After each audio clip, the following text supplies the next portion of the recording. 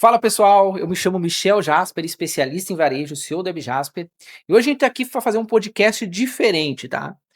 Eu tô aqui com meu amigo, um amigo de longa data já, Gustavo Candiota, especialista em câmbio, dólar, euro, em tudo que é moeda aí, me auxilia nas viagens também, tá sempre me ajudando a fazer câmbio, a telefone, a chip. Então a gente vai fazer um podcast aqui com ele diferente, tá? Antes de se apresentar, eu só vou explicar mais ou menos como vai ser nosso roteiro. A gente vai falar sobre dolarização para varejo, câmbio e tudo mais, vamos falar sobre viagens, vamos trazer toda a expertise dele aqui em câmbio e tudo mais. Então, fica à vontade, Gustavo, para se apresentar para o pessoal. Muito obrigado, Michel. Para mim é uma honra estar aqui no podcast. Afirmo que sou teu fã, sempre fui, e então é recíproco aqui. Gosto muito aí da Web Jasper, conheço desde o início toda a trajetória e passei a admirar. E também espero de alguma forma aqui contribuir com os conteúdos. Acho que é bem relevante o câmbio no varejo, né? O que oscila nos preços e também de alguma forma se puder ajudar em viagens.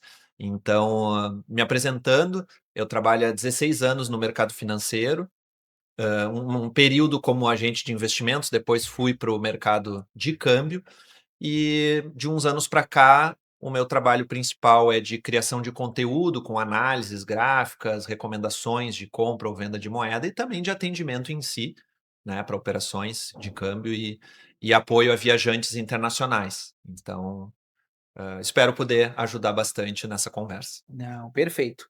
Para quem não sabe, eu fiquei 3 anos viajando o mundo, então passei por 35 países diferentes, e era o Gustavo aí que me dava todo o suporte, toda a ajuda em moeda, em troca, em dicas e tudo mais, de como me virar nessas viagens aí, me ajudava com chip, né, foi muita coisa aí que a gente fez já em Muitos conjunto, destinos. muitos destinos. E aí, claro, eu trouxe ele aqui para a gente justamente falar sobre dólar que está muito em alta e falando sobre preço de commodity, preço de produto, como o dólar afeta o varejo, as variações ali de câmbio afetam de repente, porque não sei se você sabe, tá? Mas hoje qualquer coisa que você compra praticamente tem ali alguma coisinha, né, Gustavo, do dólar no meio ali. Então, aquele pãozinho francês que você compra na padaria, ele é fortemente impactado pela alta ou pela baixa do dólar, né? Então, a gente vai falar muito sobre isso aqui hoje também. E, claro, assuntos gerais, trocar uma ideia, é um bate-papo bem descontraído. E a gente está fazendo isso em collab aqui, então, tanto no YouTube do Gustavo, do Câmbio Inteligente lá, como no YouTube da Web Jasper. E para quem não conhece, a Web Jasper é uma empresa de tecnologia que fica na cidade de Lajeado, mesma cidade aqui que mora o Gustavo Mesma né, sede. mesma sede. Então a gente fica aqui na cidade de Lajeado e a gente atende todo o Brasil hoje com softwares de planogramação, exposição de produto e tudo mais e trade marketing também. Né, e o nosso software, por ele trabalhar com exposição de produto, a gente precisa olhar todas as variáveis. A gente precisa olhar o preço, a gente precisa olhar os dados de venda, a gente precisa olhar volume, e a gente sabe que conforme a variação do dólar aí vai acontecendo, alguns produtos vendem mais, outros vendem menos, algum repassa rápido, outro demora mais. Então tem todo esse processo, tá? Eu trouxe um roteirinho aqui pra gente conversar, mas claro, a gente vai ter um bate-papo bem descontraído. Mas eu já começo a fazer primeiro uma pergunta, tá, Gustavo? Vamos lá. Como a alta ou a baixa do dólar, tá falando do dólar principalmente, né, podemos, né, abranger isso para outros tipo outras moedas, afeta os produtos no supermercado. Isso a gente falando tanto para o varejista como para o consumidor, porque quem nos assiste aqui é tanto o cara que é de varejo, como também é o consumidor, o shopper lá que vai no ponto de venda, e ele enfrenta muito esse processo de variação de preço aí, justamente por essas demandas e altas do dólar. Sim, Então, perfeito. como funciona, né, quais são os principais produtos? Dá o teu feedback aí sobre o Certo.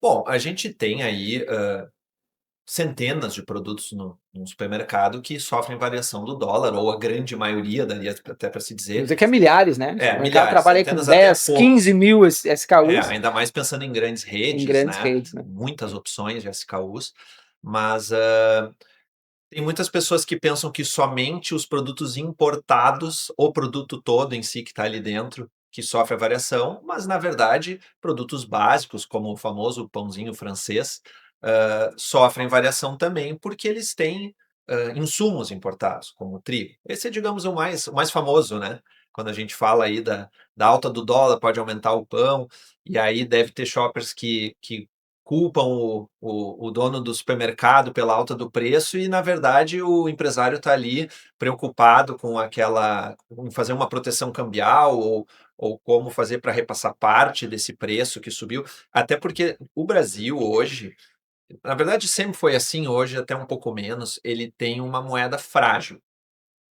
O real, ainda que tenha sido aí um grande plano de melhoria de inflação e estrutura macroeconômica, né, a gente até ali anos 80 a nossa situação era caótica estilo Argentina.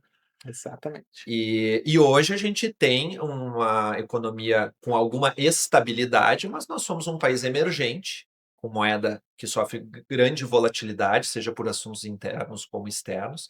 Então a gente tem uma falta de previsibilidade de câmbio.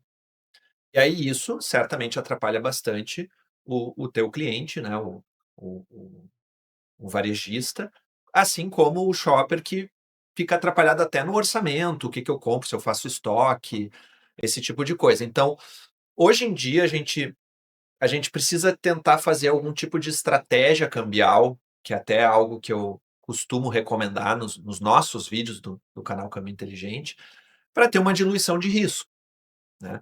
Porque o que mais acontece quando se fala em câmbio, seja em dólar ou em euro, é especulação. O brasileiro ama especular. E aí, especulando, a gente espera para ver se vai cair um pouco mais ou se vai subir conforme a necessidade, que se é melhor que suba, né, para fazer algum tipo de operação. E depende um pouco do perfil do empresário, né, nesse caso de estratégia de câmbio. Mas com base na nossa economia e até no próximo ano que é de eleição, onde a gente vai ter muita volatilidade, eu acho que é bom ter cautela. Interessante. Isso eu acho importante. Para a gente, de alguma forma, se preparar para esse ano. A gente não sabe ainda quem vai ser o adversário do atual presidente, né? Teve toda uma polêmica aí com o ex-presidente, que está fora da disputa, pelo que se viu. E agora, qualquer pesquisa eleitoral sugerindo novos candidatos com boas chances ou pequenas chances de concorrer com o presidente atual Lula, vai mexer com o câmbio, na minha visão. E pode ser muito forte ou pouco. E nisso misturado com questões externas, né? Porque a gente tem aí o que que é o câmbio? Ele é a oscilação do real em relação ao dólar ou outras moedas, mas às vezes o dólar está se valorizando perante os seus pares, perante outras moedas fortes, e o real aqui também está se valorizando. Aí a gente tem uma diferença no câmbio. Agora, se ao mesmo tempo, no ano que vem, a gente tiver, por exemplo, o real enfraquecendo muito por causa de incertezas políticas e econômicas, e ao mesmo tempo o dólar lá fora retomando, ganhando força, que ele está gradualmente retomando depois da guerra tarifária do Trump. Agora a poeira baixou, se vocês forem ver. A poeira da guerra tarifária está começando a baixar e isso desvalorizou Exato. muito o dólar. Inclusive agora tiraram os 40% ali, né, que tava Isso. era 50 e desceu para 40, agora tiraram, isso? Em mais ou menos 200 itens. 200 E itens. isso mexe também, né, com a cadeia Sem dúvida. produtiva e tudo, mas a palavra disso é incerteza. E o Trump é uma pessoa que é tomada não digo incerteza dele, mas ele causa incerteza para o mundo todo. Então, quando ele começou essa estratégia tô indo um pouco mais distante, tá, mas eu volto de novo depois Perfeito, à pergunta. perfeito. Quando ele começou essa estratégia aí do tarifaço, propositalmente ele jogava lá em cima as tarifas para todo mundo e começava a gritaria. Quem mais começar a gritar e quiser negociar, se ele foi a 50% e depois baixou para 10, já alguma coisa ele já conseguiu, protegendo a indústria dele e também Exato. porque ele queria desvalorizar o dólar lá. E aí isso facilitou inclusive para controle da inflação aqui, tá? Porque a gente teve quase 15% de desvalorização do dólar em 2025, principalmente graças ao Trump, porque Interessante. ele quis desvalorizar o dólar com essa política, né, essa guerra tarifária, conseguiu, e agora, naturalmente, se a gente pega o gráfico do dólar em si, que é o índice DXY, como eu chamo, se os seguidores quiserem consultar, é o gráfico do índice DXY, é o desempenho do dólar perante outras moedas fortes, a gente já vê uma gradual retomada agora. Então, isso aí é um alerta. E é um alerta para os varejistas, né. Como é que vai ser o meu ano que vem? Se eu vou ter um real talvez enfraquecendo com a incerteza das eleições e vou ter um dólar lá fora retomando. Isso pode fazer o câmbio voltar, quem sabe subir lá 5,50, quem sabe até a R$ 6. Então, outra coisa que conta muito para a oscilação do câmbio, as taxas de juros, né?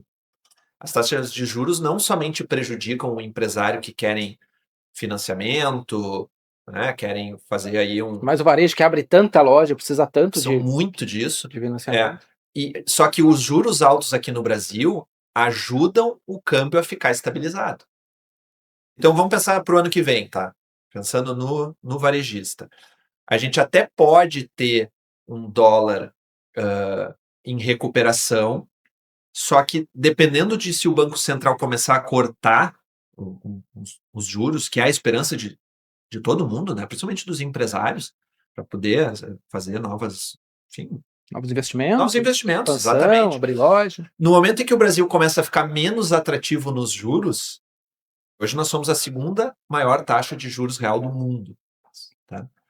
Se a gente fica menos atrativo, o dinheiro da especulação do mercado diminui aqui no Brasil, para de migrar para cá, e aí com menos oferta de dólares aqui, a cotação sobe. Então, juros altos aqui também contribuiu para o dólar estar baixo. Não sei se colocar, porque tem um termo no mercado de câmbio que chama carry trade, né, o carrego. A diferença da taxa de juros nos Estados Unidos para a taxa de juros no Brasil. Hoje ela está muito grande, porque lá eles finalmente começaram a baixar os juros depois da pandemia, que chegou a 5,5% ao ano. Agora já estão ali no range ali de 4 a 4,25, se não me engano. E aqui continua alto. Não há jeito do Copom diminuir. Então a diferença de juros está aumentando. Com isso, o Brasil fica ainda mais atrativo para capital especulativo, com uma enxurrada de dólares aqui, mais oferta, a cotação diminui. Então a gente tá. E aí entra muita política, né? Quando eu crio os meus vídeos, começa ali uma briga nos comentários. Ah, isso é graças ao governo, a equipe econômica do Haddad está resolvendo a casa, o risco fiscal diminuiu, é isso aí. Daí começa uma briga que não é. Não, é loucura, exato. É loucura. E eu até tento não polemizar, eu dou opiniões bem técnicas, assim. Sim, Mas hoje eu vejo que a queda que o dólar sofreu esse ano, ela tem muito pouco a ver com a competência do atual governo. Ela tem a ver com questões externas, principalmente, e os nossos juros bem altos, que daí, digamos, seria a responsabilidade do Banco Central, né, que é uma autarquia independente, por enquanto, pelo menos. Então, com isso, a gente tem aí, apesar de o Brasil ser uma economia instável, de uma moeda frágil, dá para se ter uma ideia do que pode acontecer no ano que vem. Eu acredito que o cenário é de alta para o dólar, depois de todas essas quedas. Então, isso é importante, esse alerta para Também acredito nisso. Estou procurando dolarizar ao máximo, justamente. Não deixa de ser uma forma é de. isso que eu acredito, exatamente. Como você falou na primeira pergunta aí, que ano que vem a gente vai ter um ano de muita instabilidade, muitas incertezas e muita especulação. Acho que o varejo ele deveria hoje aproveitar isso para se estocar, para fazer alguma reserva, comprar mercadoria. A gente sabe que tem o processo da validade aí no meio de tudo, né? Mas, na tua opinião como especialista, é um momento da gente que eu como pessoa física, eu tô sempre dolarizando. Uhum.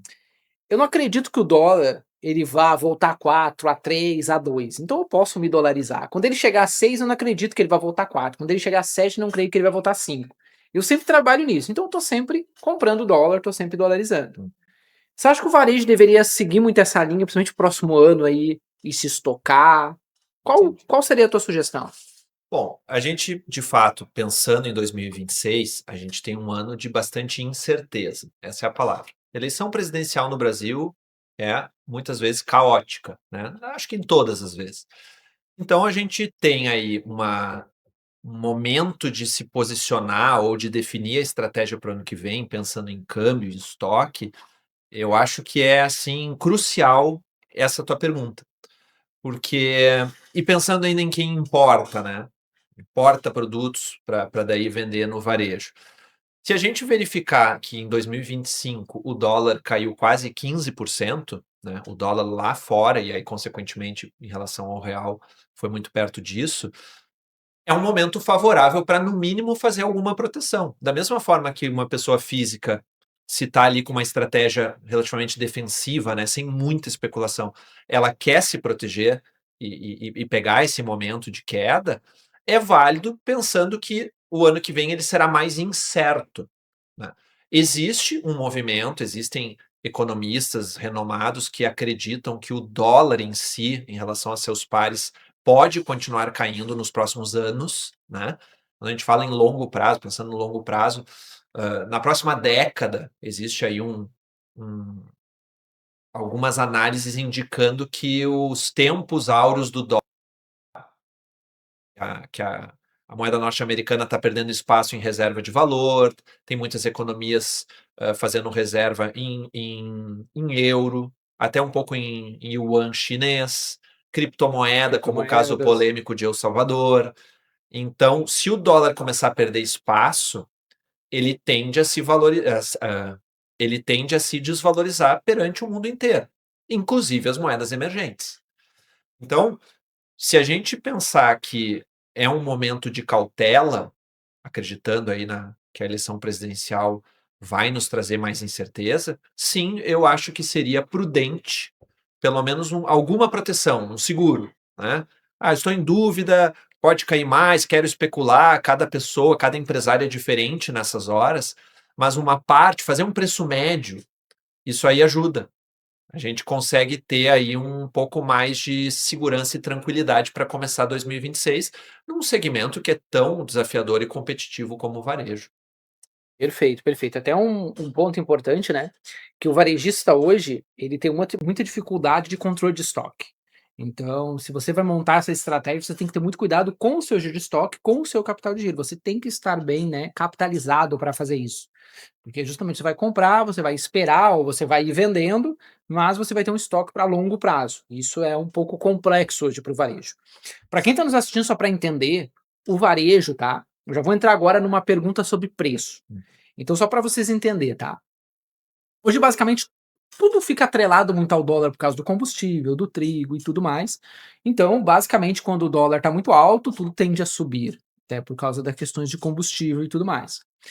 E aí tem aquela coisa que o pessoal fala muito, né? Por que que quando sobe, a gente sobe muito rápido o produto e por que quando baixa, a gente baixa muito devagar ou nem baixa?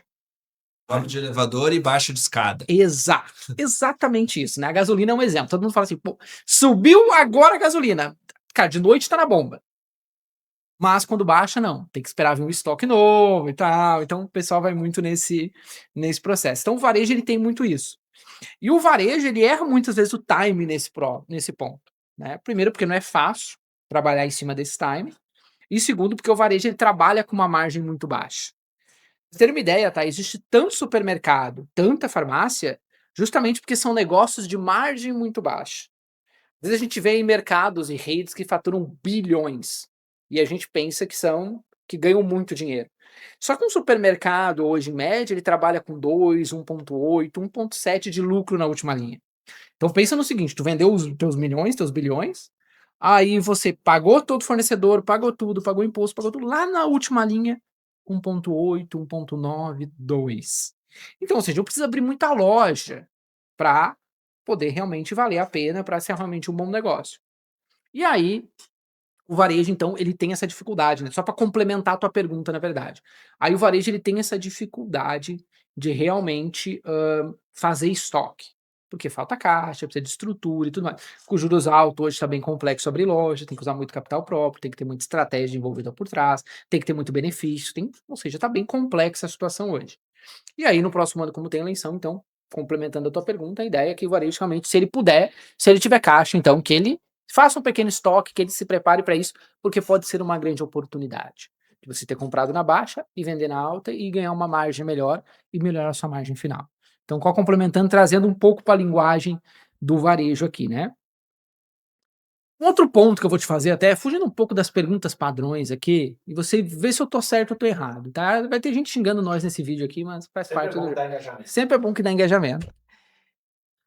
O pessoal diz muito que quando um governo de direita ganha, o dólar cai, as moedas.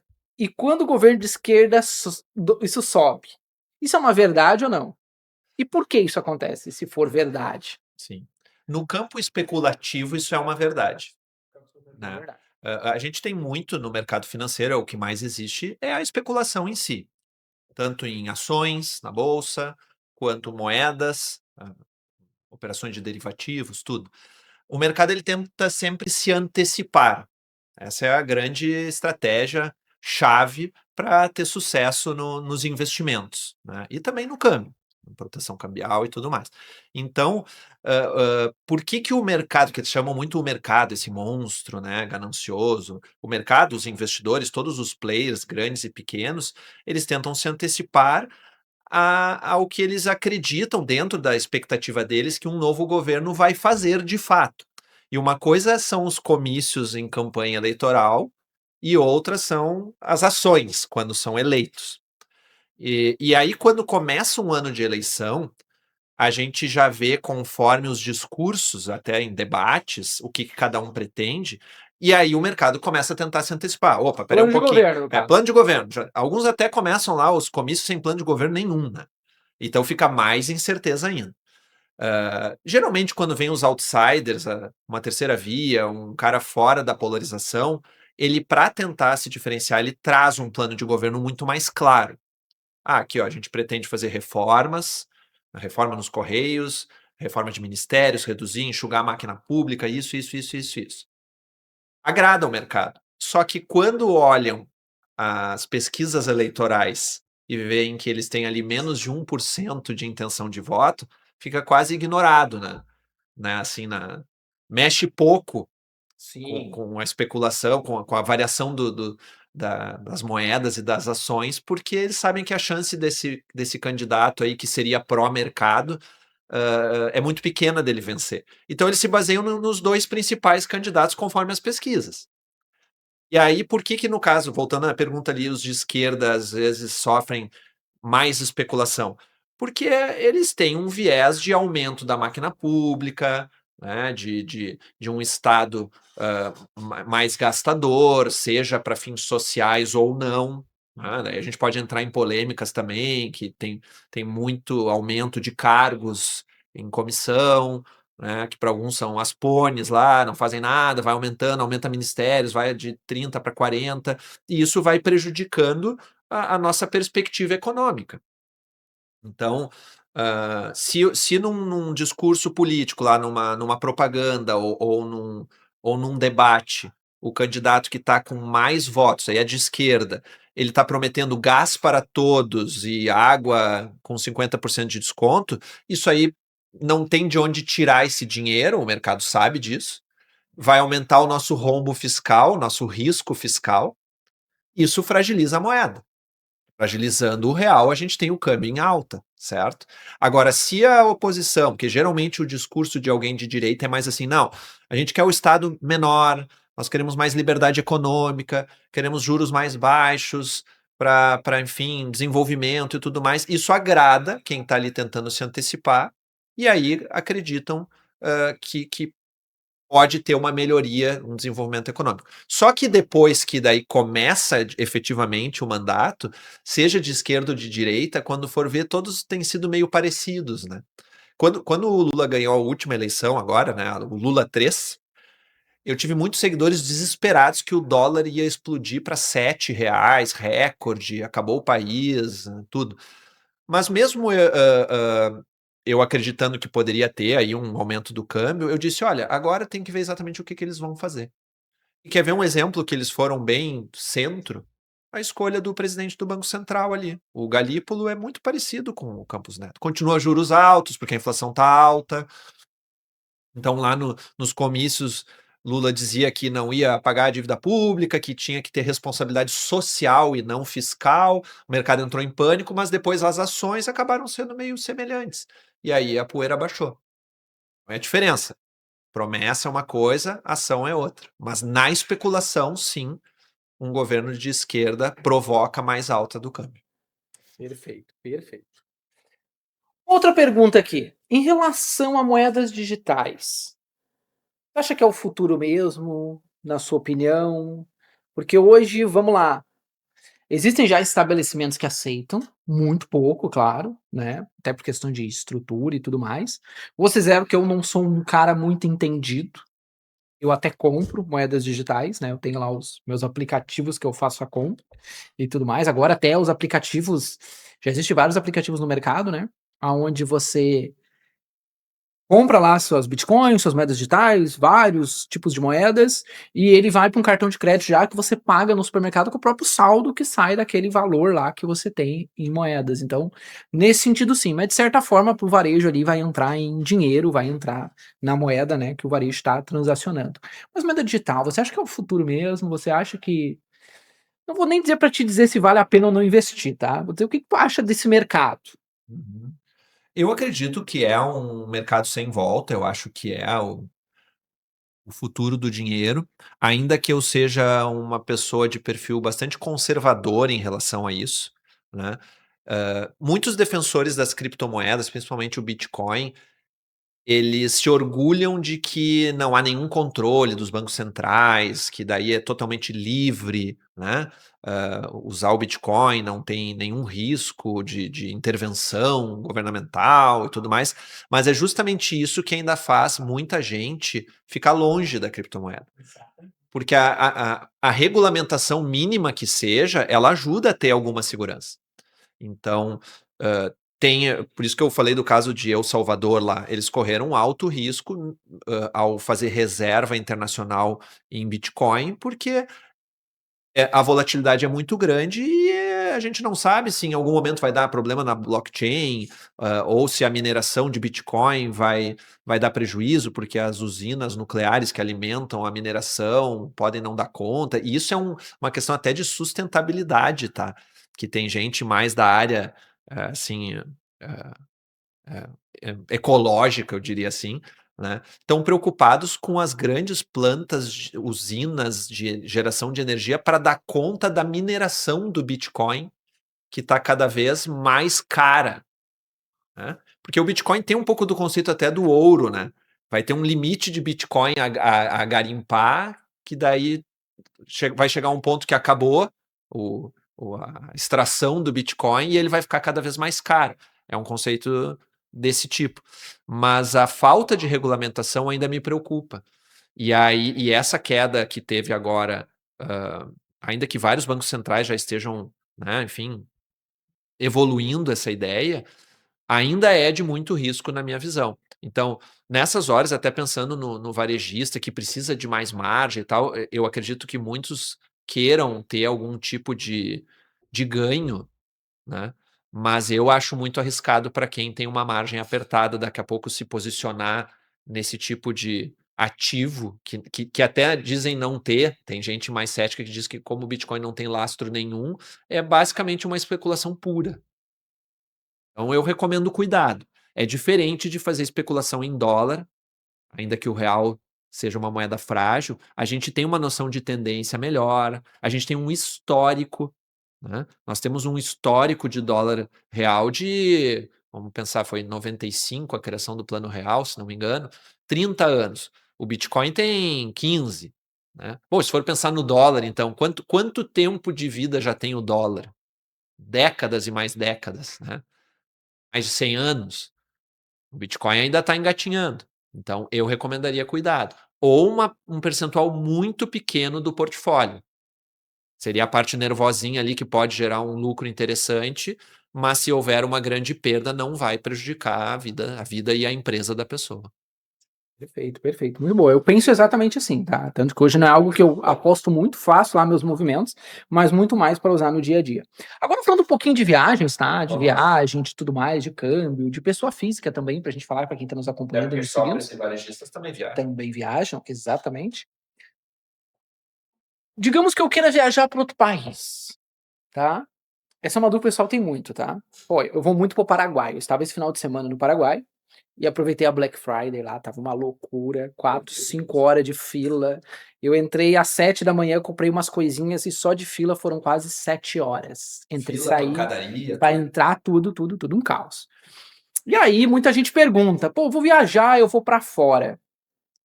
Qual, eu levo moeda, eu uso cartão, como é que funciona isso?", tá?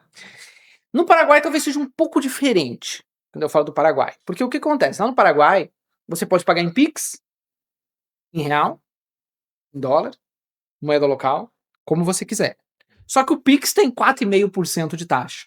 É uma taxa bem alta. Sim, é. O cartão tem todo aquele monte de taxa.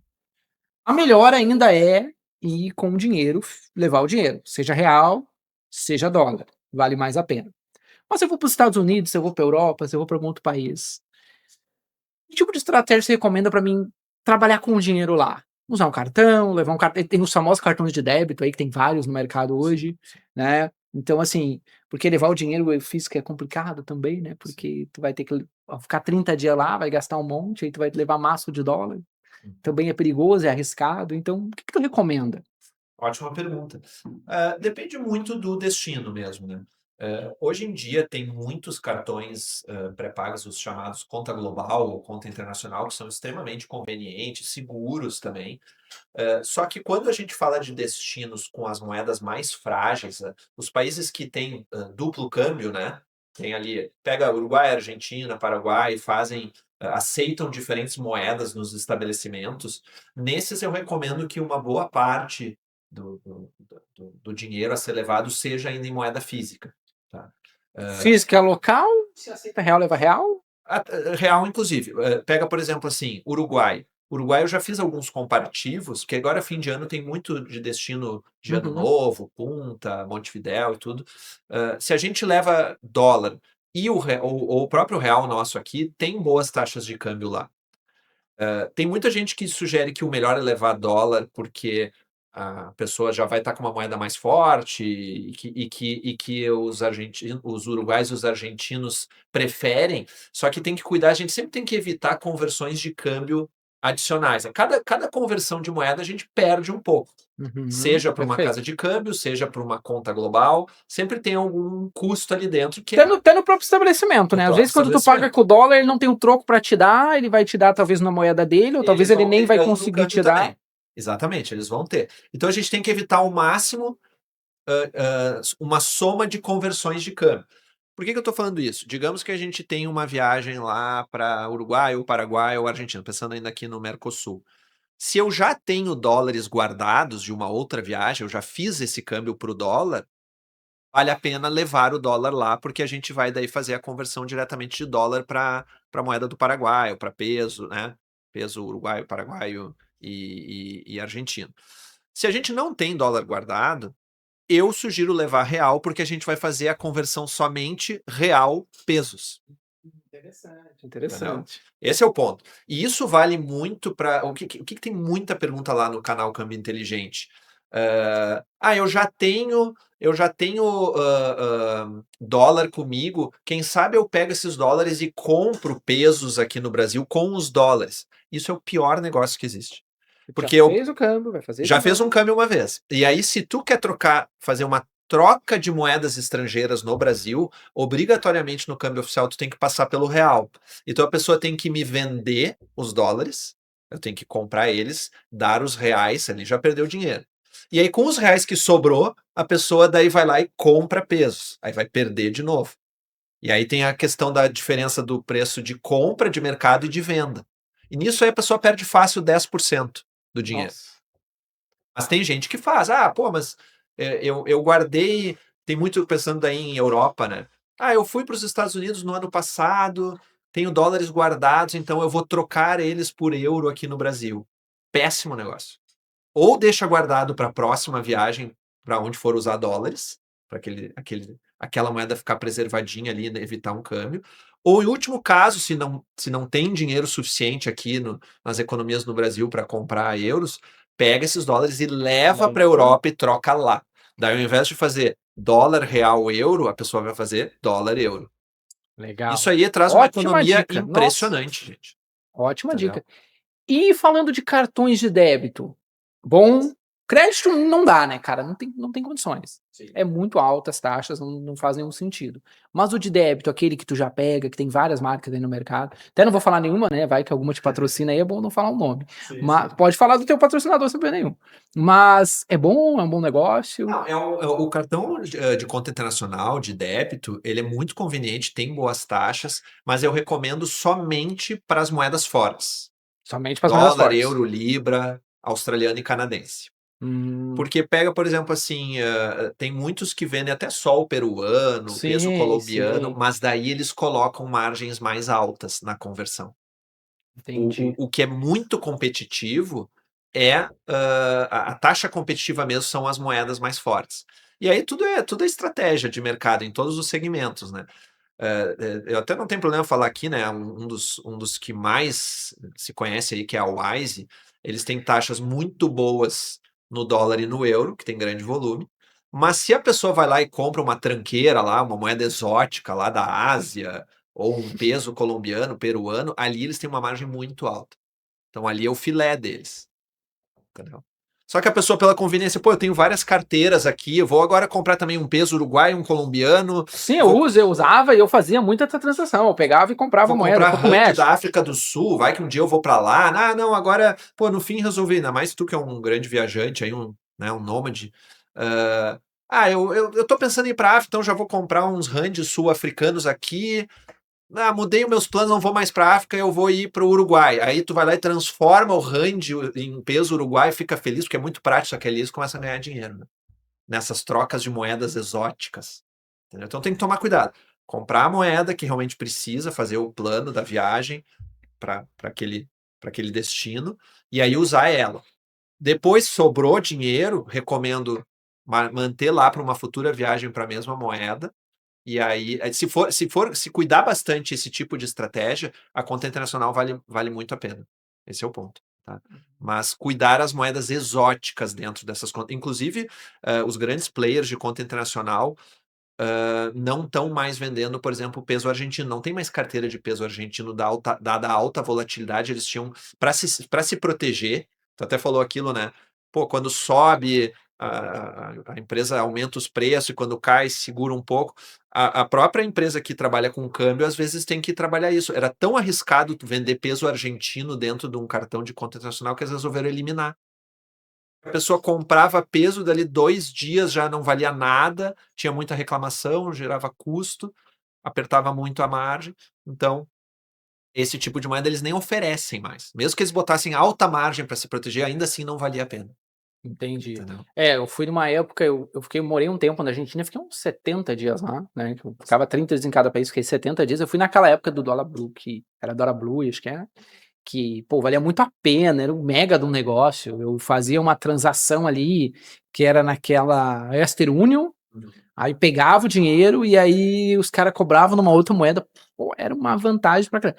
Faz tempo que eu não vou dizer que faz tempo que eu não vou, tá? Porque eu tava na Argentina esse final de semana, mas eu paguei em real daí, né? Então, como eu ia passar só um dia, eu pensei, vou levar real e pago em real. Eles aceitam real lá. uma boa opção. É uma boa opção. Então, o cardápio, inclusive, já vem dólar, peso e real ali. Aí tu já paga tudo em real mesmo. Para um dia faz muito sentido, né? E os preços estavam, de certa forma, muito bons, assim.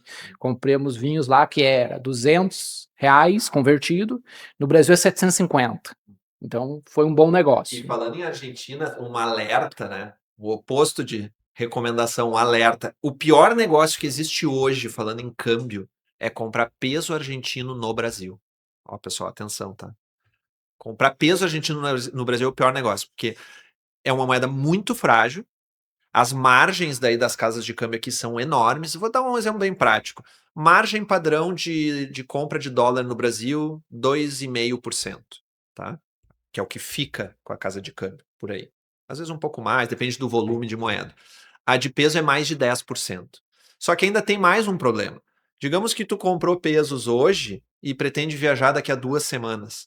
A moeda deles está tão enfraquecida, fragilizada e desvalorizando que o que tu comprou hoje em pesos daqui a 2 semanas pode valer 30% menos e tu tem menos poder de compra lá no destino. Então, quem quer comprar peso argentino aqui, eu vou num lugar muito muito pitoresco que só aceita peso, compra no dia da viagem. No dia. Porque daí tu só vai ter a desvalorização daquele dia da moeda.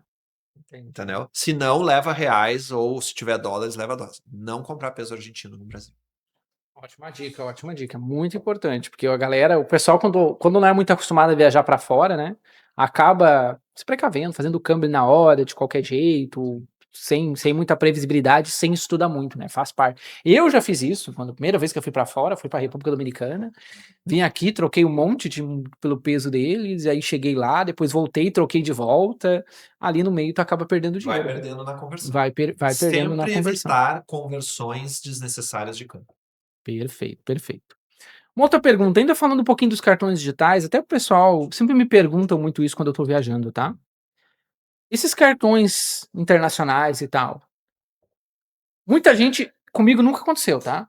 Nunca aconteceu. Sempre foi eu tenho vários e sempre foram muito bem aceitos, mas tem muita gente que tem medo de não aceitar em um determinado local. "Ah, eu tô em tal país, eu passo, não passa. Eu vou de novo em outro e não passa". Comigo nunca aconteceu, sempre passou. Não sei se eu fui com o cartão correto, eu pesquisei antes, confesso que eu não me recordo, mas eu nunca tive problema com nenhum desses cartões de não passar em um determinado. Tem gente que diz que vai, chega lá, nada passa naquele cartão.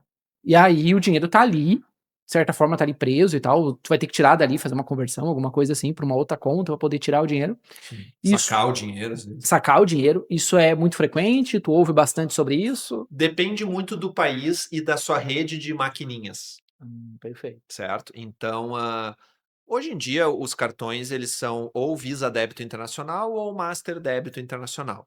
E aí tem alguns países cuja rede de máquinas é muito antiga, que não aceitam a aproximação, por exemplo, porque nisso o Brasil ele é estado da arte, assim, de meios de pagamento, Brasil é referência referência, mundial. Se referência. você for para os Estados Unidos, não chega nem perto do que a gente tem aqui. Exato. Seja Pix, seja aceitar cartão. Sim. Muito país ainda é muito antigo, E né? para vocês terem uma ideia como a gente está à frente, da média mundial, a própria TED, que agora ninguém mais fala em TED, né, antes do Pix, que foi criada em 2003, já foi revolucionária no mundo. Aquilo de transferir de um banco para outro em 20 minutos no máximo, meia hora, isso tu vai para os Estados Unidos e Europa, não existe. Agora até tá um pouco ali, mas até a época lá que a gente usava a TED ali, até a época da pandemia, tu levava 2 dias úteis para nos Estados Unidos transferir um dinheiro entre contas bancárias domésticas. Então, nisso a gente pode se orgulhar realmente. Então, no Brasil, qualquer lugar aceita a aproximação. O próprio cartão internacional, se tu tem ele em moeda estrangeira, sobrou da viagem, né? Tô com dólares e euros ali. Se tu passa num estabelecimento aqui em Lajeado, Porto Alegre, São Paulo, qualquer lugar, ele converte na hora, dólar, real, e tu paga a conta. Funciona, tá? Mas a gente tem que cuidar se a rede de máquinas é muito antiga, porque alguns países são famosos por isso, o próprio Estados Unidos, a Austrália tem bastante rejeição de cartão internacional, isso eu já tive muito relato, mesmo sendo um país muito desenvolvido, então a gente tem que cuidar. E aí, nesse sentido, se o viajante não quer ter nenhuma dor de cabeça, sim, vale a pena levar um pouco em moeda, porque se algum estabelecimento não aceitar, daí oferece o papel, tá? Eu tenho alguns vídeos no meu canal que dou sugestões de estratégia para contornar o problema. Lá nos Estados Unidos, se o cartão não passa na aproximação no débito, tem uma gambiarra lá que tu faz o swipe, passa pela tarja e pede modo crédito. Daí funciona normal. E ele nem pede a senha. É umas falhas de segurança assim bizarras. Mas funciona, entendeu? Tipo, e a própria maquininha ali, quando tu tenta o débito, dá erro e diz please swipe, daí passa, e aí o crédito vai a qualquer valor. Só assina o canhotinho, lá eles ainda assinam canhotinho em alguns lugares. Sim, assina canhotinho. É um risco, mas funciona. Tem muita gente que se revolta e faz grandes reclamações sobre os cartões internacionais. Ah, eu fui para os Estados Unidos, para a Austrália, não passou em nenhum lugar. É porque elas não tentaram esse workaround. Entendi. Elas viram o erro, pô, não aceita eu aqui. não sabia disso. Isso é bem interessante saber. Disso. Importante. Tente no modo crédito, tente na TAR, porque às vezes a própria pessoa que está ali no PDV, ali, né, na hora do pagamento, ela não sabe que essa alternativa resolve. Então, simplesmente ali o viajante pensa, pô, não funciona essa porcaria aqui, vou ter que sacar, vou reclamar, vou não reclamar aqui. Mas tem formas de contornar. Alguns não funcionam nem fazendo isso, se for uma máquina muito antiga. Daí só indo num ATM e sacando. Então, se não quer ter incomodação nenhuma, de repente uns 20%, 30% do valor do montante em moeda levar em papel, Ajuda muito. ajuda, só que vai pagar margem de câmbio mais cara, certo? Até agora eu estive na Argentina e eu não ando com cartão. A gente não anda com cartão no Brasil, né? A gente anda com aproximação, bota no relógio, bota no celular. Hoje a gente não anda mais nem com chave, né? Você faz tudo por aproximação. Eu estive na Argentina e realmente eu não levei cartão. E aí tentei fazer uma aproximação lá, de jeito nenhum de passar. Nem chegou a tentar a tarja. Não, eu não tinha o cartão, né? Ah, claro. E isso é um alerta ia no interessante, tá? Tem mais rejeição quando tu paga por wallet. Então, as contas globais, praticamente todas elas têm a opção do Apple Pay e Google Pay, certo? mas a rejeição é maior quando tu tenta pagar pelo wallet. Então eu recomendo sempre levar o cartão físico também, daí a rejeição vai ser menor. Tem alguns países que vai também dar erro com o plástico, mas a rejeição é menor do que com o wallet. É. Então é bom ter os dois. É muito comum quem faz a compra da moeda deixar para a última semana, assim, agora eu vou fazer o câmbio, vou especular, vou ver se cai e tudo mais.